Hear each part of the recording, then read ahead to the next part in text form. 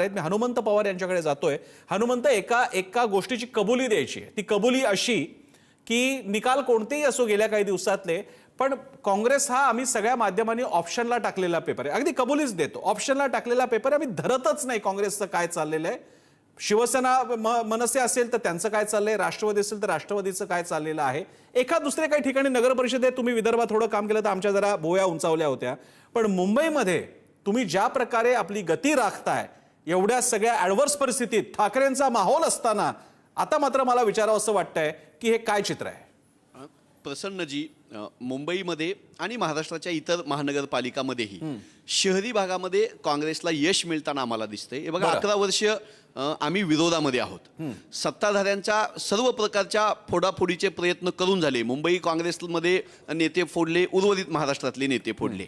सर्व प्रकारच्या शासकीय यंत्रणा, त्याला निवडणूक आयोग म्हणतो आम्ही, पोलीस यंत्रणा आहेत, अगदी सगळ्या यंत्रणांचा वापर करून सुद्धा काँग्रेसला मुंबईमध्ये आम्ही 25-26 पर्यंत आता या क्षणाला आम्ही आघाडीवर आहोत।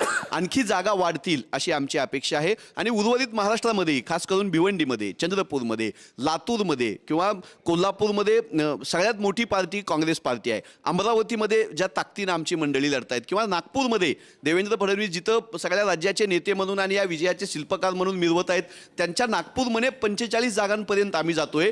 तर राज्यघटनेला प्रमाण मानणे, सगळ्या जाती धर्माच्या लोकांचा विचार करणे आणि संघर्षासाठी तयार असणे, या गोष्टीवर आम्ही पहिल्या दिवसापासून ठाम आहोत। भारतीय जनता पक्षाच्या देशस्तरापासून ते मुंबईपर्यंतच्या सगळ्या कामकाजाच्या विरोधामध्ये परखडपणे काँग्रेसवाले बोलत आहेत। दुसरी फळी ॲक्टिव्ह होते।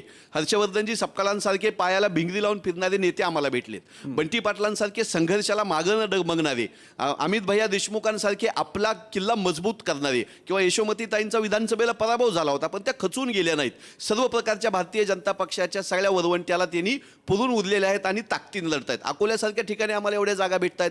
मुंबईमध्ये खास करून वर्षाताई गायकवाड असतील, अमीन पटेल साहेब असतील, असलम शेख असतील, ही सगळी मंडळी, भाई जगताप असतील, पहिल्या दिवसापासून आम्ही मुंबईमधल्या धारावीकरांचा प्रश्न असेल, बेस्ट बसमध्ये प्रवास करणाऱ्या लोकांचा प्रश्न असेल, शासकीय भूखंड तुम्ही उद्योगपतींच्या घशामध्ये घालतायत त्याच्या विरोधात आक्रमकपणे काँग्रेस रस्त्यावर असेल, तर संघर्षाला आलेलं हे फळ आहे असं आम्हाला या क्षणाला वाटतं।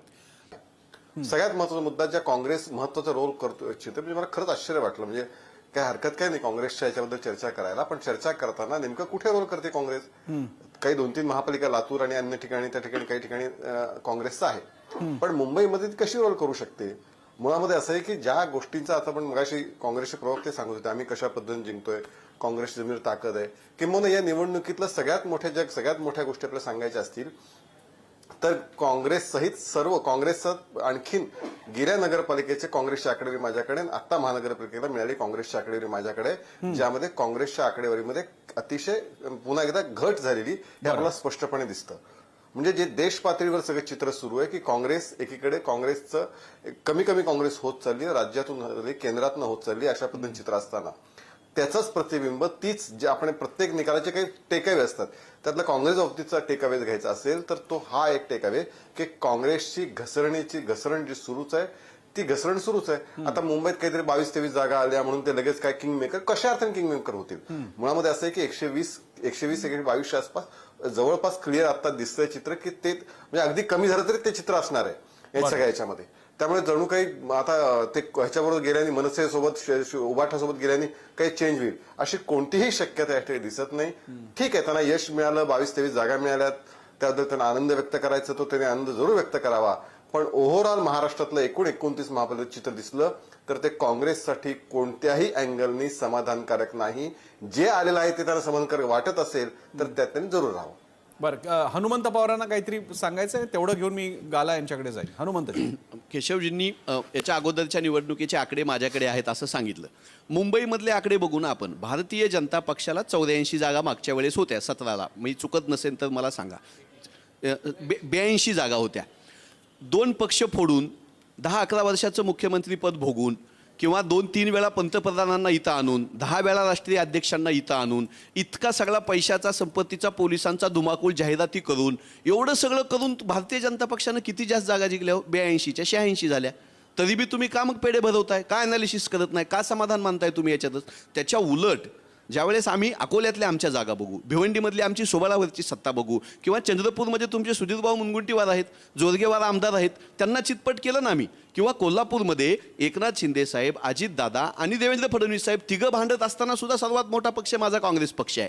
त्यामुळं काँग्रेस पक्ष इतक्या 11 वर्षाच्या अडचणीच्या काळातही तग धरून उभा आहे. सरकारचं कुठलंही पाठबळ किंवा आमच्या कार्यकर्त्यांना, नेते पदाधिकाऱ्यांना आमच्याकडे आज संघर्षाशिवाय आणि संविधानावर निष्ठा ठेवा एवढं सांगण्याशिवाय आमच्याकडे काही नसताना एवढी लोक 350 पेक्षा जास्त आमचे नगरसेवक आता लीडवर दिसत आहेत, निवडून आलेले दिसत आहेत. तर हे यश भारतीय जनता पक्षाच्या एवढ्या मोठ्या सगळ्या वरवंट्याच्या सामोरे जाऊन आम्ही मिळवलेलं आहे. त्याचा आम्हाला अप्रूप आहे. कार्यकर्त्यांचं प्रचंड आम्हाला कौतुक आहे. नेत्यांच्या मेहनतीचं हे कष्टाचं फळ आहे. मी